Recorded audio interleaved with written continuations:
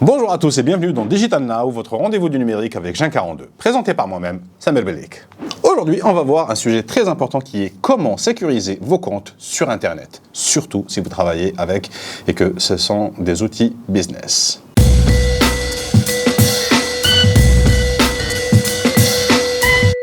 Pourquoi sécuriser vos comptes ? Aujourd'hui, vos comptes sur les réseaux sociaux ou votre site web ou tous les outils que vous utilisez pour communiquer sur Internet sont un outil de travail dont vous devez prendre soin. Et l'une des choses dont vous allez prendre soin quand vous avez fait ça, c'est vraiment sécuriser ces comptes-là. C'est comme si vous aviez une maison et que vous ne fermiez pas la maison à clé. Si on vivait dans un monde où tout le monde est gentil et personne ne commet de crime, ok, laissez la porte ouverte. Mais malheureusement, nous voyons de plus en plus de cas de hacking et de comptes qui se font voler et du coup bloqués par la suite et des personnes dans le business est ruiné à cause de ça. Ils doivent recommencer tout à zéro s'ils le peuvent, mais il y a souvent des cas où c'est vraiment la chose qui va faire tout couler. Quand on parle de sécurité sur les comptes, la première chose qui vient à l'esprit, c'est les mots de passe. Arrêtez de mettre des mots de passe sur vos comptes qui sont 1, 2, 3, 4, 5, 6, 7, 8 ou bien ABCDEF ou AZERTY ou des mots de passe très basiques.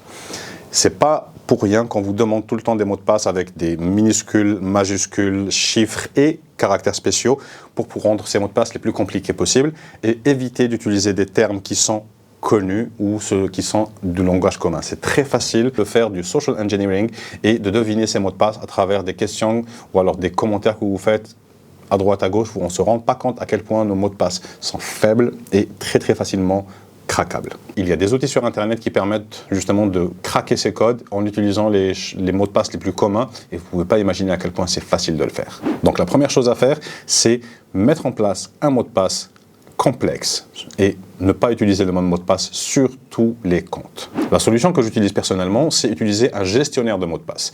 J'installe un logiciel sur mon téléphone et mon ordinateur, etc., qui va me générer des mots de passe complexes et je n'ai pas à me rappeler de ces mots de passe-là.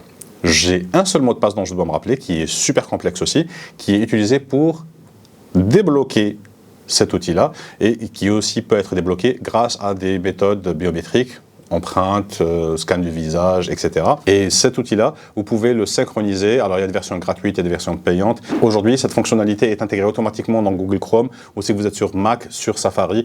Donc, utilisez une méthode qui va sécuriser vos comptes et générer des mots de passe automatiquement. Aujourd'hui, ces fonctionnalités qui sont intégrées dans Chrome et Safari sont aussi bonnes que celles qu'on trouve dans les gestionnaires de mots de passe. Ils vont vous signaler aussi quand ces mots de passe ont été leakés sur Internet. Par exemple, Facebook s'est fait hacker et votre nom d'utilisateur et mot de passe a été distribué sur Internet.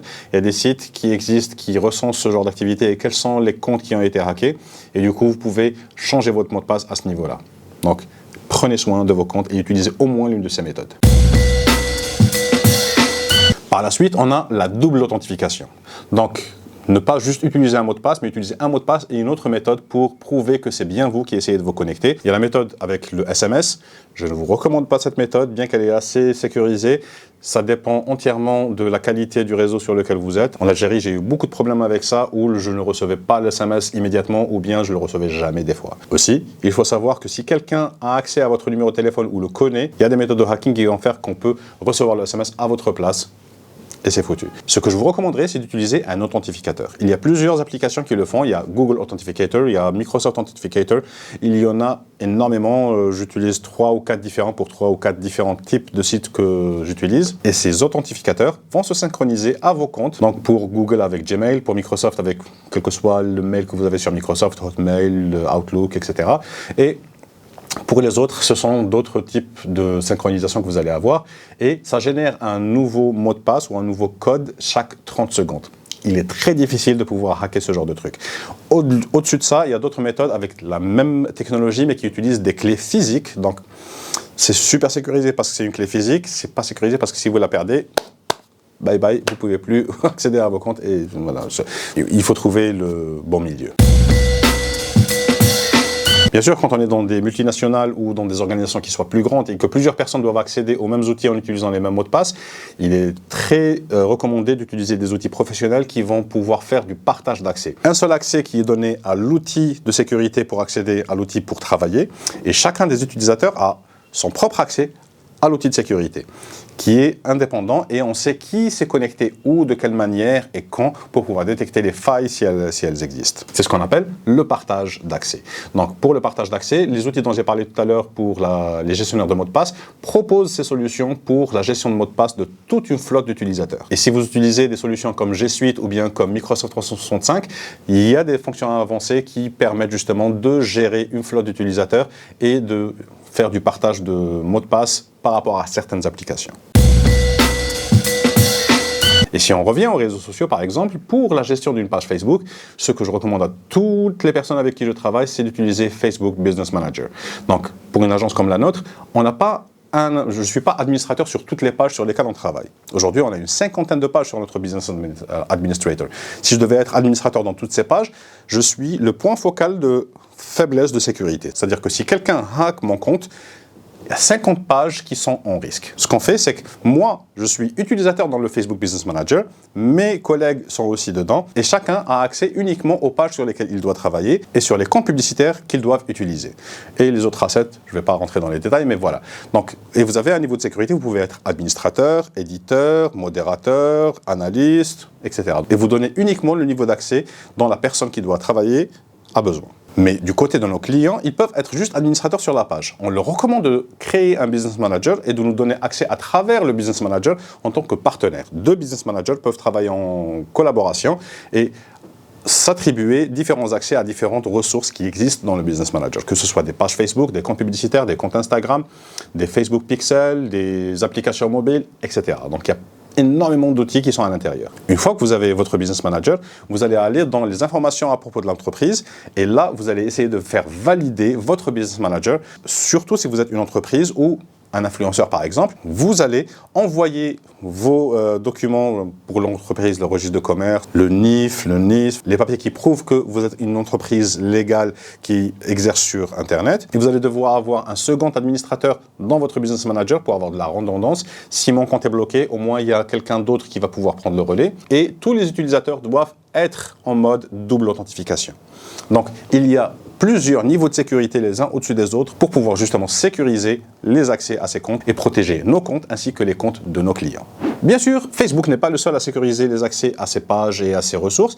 LinkedIn fait la même chose avec le panneau d'administration. Quand vous créez une page, vous pouvez en créer une deuxième, une troisième, etc. Vous pouvez créer plusieurs comptes publicitaires et attribuer à chacune de ces pages et à chacun de ces comptes des administrateurs, des modérateurs, etc. Des personnes qui vont pouvoir utiliser ces différentes ressources à leur guise, avec les autorisations que vous leur avez données.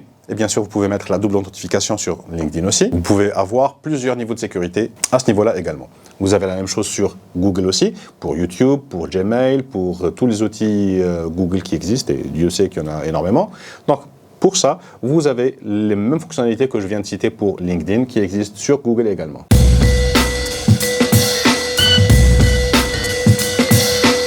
Et pour terminer, je vais parler de comment gérer une équipe marketing dans le digital. Vous avez aussi la solution d'utiliser des outils tierces pour la gestion des réseaux sociaux, comme Agorapulse, Sprout Social, Hootsuite, il y en a une tonne.